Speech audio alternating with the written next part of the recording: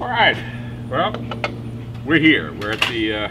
This will be your final on deck for this cycle, and there's a message here. So this really is designed. You're going to take the test in a week. So how you spend the next week probably matters. And the message is very simple. The message is plan, don't cram. Are you with me? Write it down, repeat it, do whatever you got to do. But cramming is not an option. This is not college. You want to be lawyers. You're going to give your opening statement in a week. If you are not ready on the content of your opening statement, then you are not ready to try the case. Now, and that's okay. That's so not the end of the world. If you're not ready, then postpone. Hold off. Go and take it and cancel your score before you leave. But don't put yourself in harm's way. And for God's sakes, don't miss the message that you have to be there. Now it's really just, okay, let me think and let me plan. So the first premise is if you're not ready, and here's what we mean by you're not ready. For the first class we spoke about designer, design, and purpose. And what we're talking about now, all these weeks later, is you're the designer, having a plan that's your design, and that plan has to bring about an outcome, and that's your purpose. Your purpose is that outcome. So you start with, what is my purpose? What am I trying to achieve? What's my objective?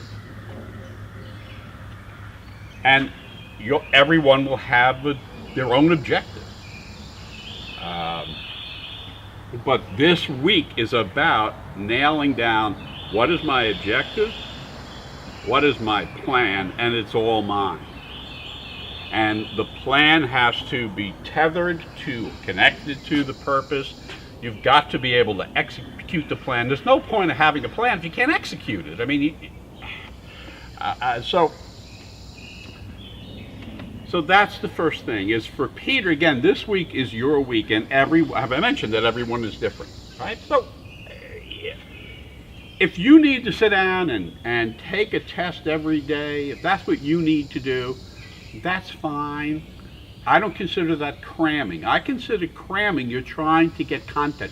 Testing is to measure, right? So if that floats your boat, go have at it and go measure away. Cramming is trying to get more content in there. It's trying to, and it's done, my friends. If it's not done, if you've been lax, you're not going to cure that in the next week. That's what the exams in the future are for. And again, if you go in there and you don't have a plan connected to an objective, you're simply not going to be an attorney. You shouldn't be an attorney. So what I've done here is just here's what I want you to think about. You can score, the ranges of what you can score and still be considered for law school. Certainly a raw score of 60 or above, you're going to get into a law school, and you're going to get into an accredited law school, and there's nothing, it's fine. You might be able to do it on a 55. But you have to say, okay, what are the implications of my objective? Again, objective is what score will you produce? Okay. So I've just randomly chosen a 70 as an objective. Now, for whom would a 70 out of 100, right? For whom would that be an appropriate objective? Well, clearly it would not be an appropriate objective for anyone who has proof that you're scoring an 80 or an 85 or a 90. Right? Also, it's not an appropriate objective for somebody who's just really trying to get in the door. You're trying to get into a door of law school, and a 70 is your plan. You're likely to not achieve it, not achieve anything close to it. So who would pick a 7? Well, 70 is a 150, plus or minus a 70 out of 100 is a 157.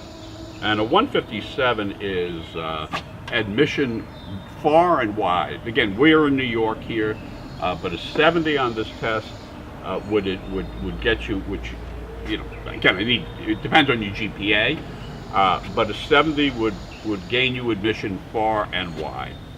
Okay, so what does that imply? Well, it implies this.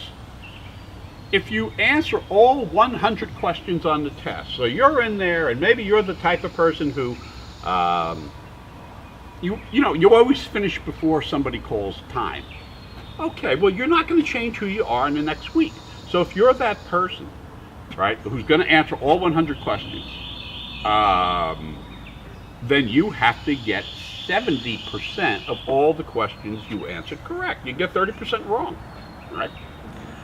And you know, that's easy. When I say it's easy for you to measure that. I mean, you know, turn off this video, go sit down, take an exam under time conditions, take another exam under time, take a third exam under time conditions, and just keep saying to yourself, wait a minute, I can get 30% of this wrong, and then you begin to reinvest that time with the ones where you're saying, no, I think this is level 5, right? You reinvest that time into questions that are more approachable, and you got to produce 70s. And if you're not producing 70s and you're trying to answer 100 questions, well, if you're not doing it, the only other way you could conceivably do it is to answer fewer questions, right? And that sounds paradoxical. How do I get a higher score by answering fewer questions? Well, that's by increasing the percent of questions you get right. So if you want to do 100 questions, you want a 70, you got to get 70% of them correct. But again, what that implies is you get to reinvest where your common sense and your experience tells you that you're working on something you're just not going to get right, right? Then you don't do that. You reinvest that time on what you can get right. Okay. Maybe 90s, maybe what you want to do is say, well, what if I didn't try to answer 100 questions, but let's say I only tried to answer 90 questions, how would I get a 70, right?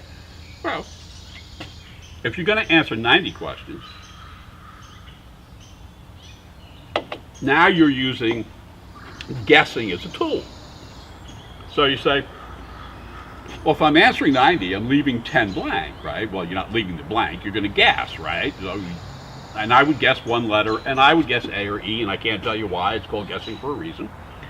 But that's based on the ones you're guessing on or ones you're finding unapproachable. You're not guessing on them because you ran out of time. You're guessing on them because you're using IRAC and you're saying, I don't, but usually it's the law. Usually you're reading the argument, or you're trying to construct the law in analytical, or the reading comp passage, you don't have a clue what it's about.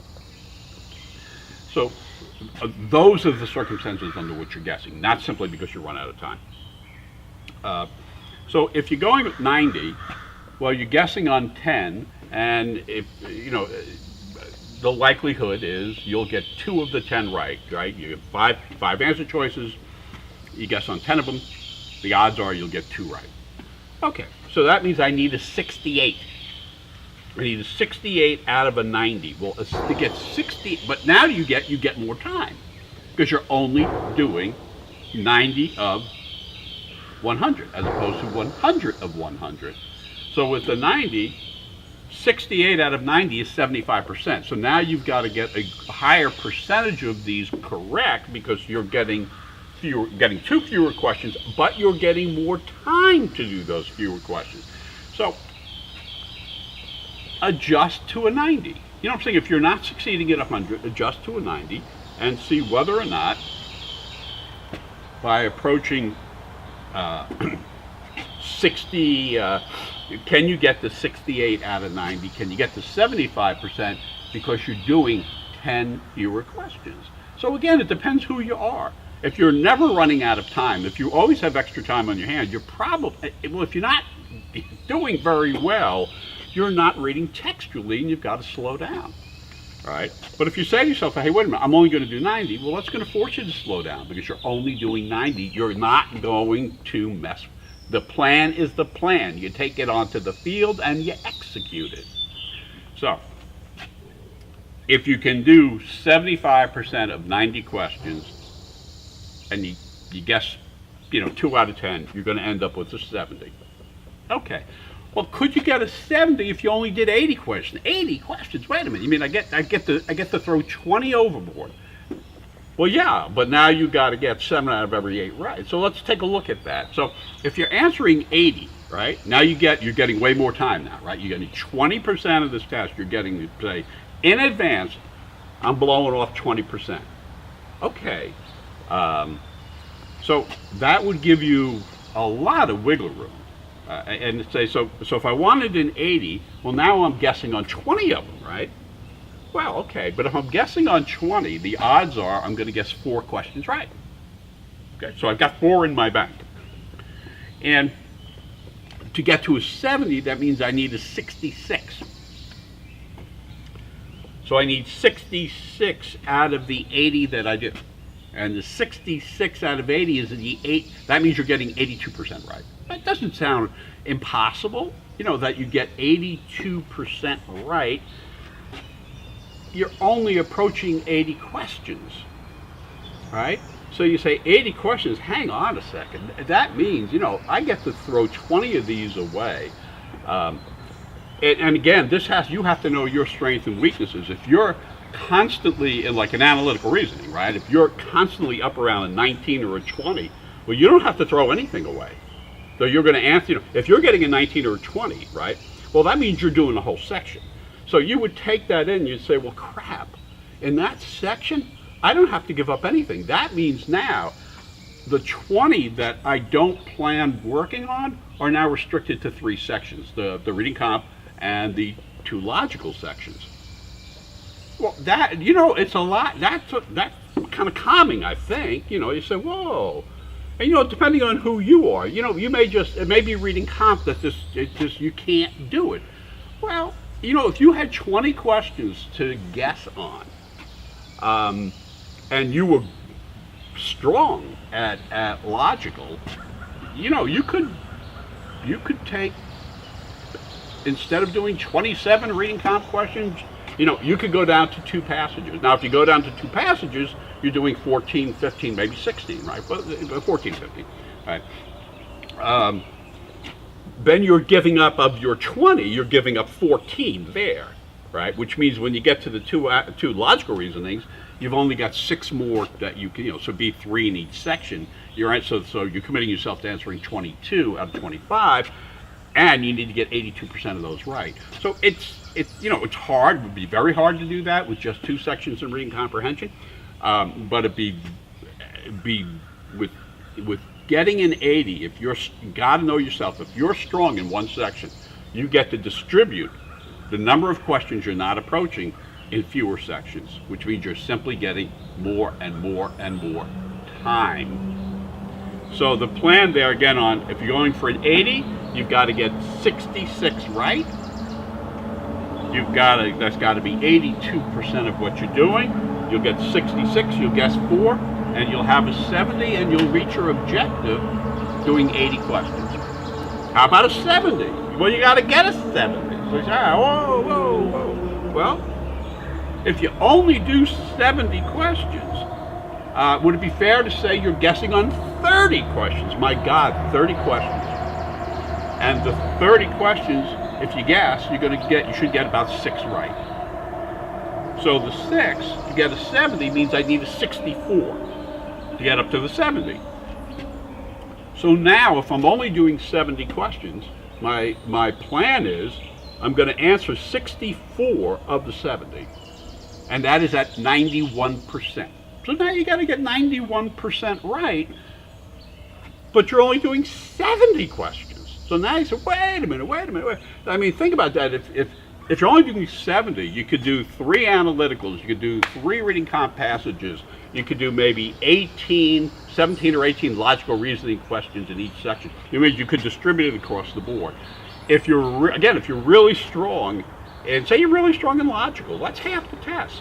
So if you're really strong in logical, and you say, well, hey, wait a minute, even though I'm answering 70 overall, In logical, of those 50, I absolutely know I can get to all but 2 or 3 in each section.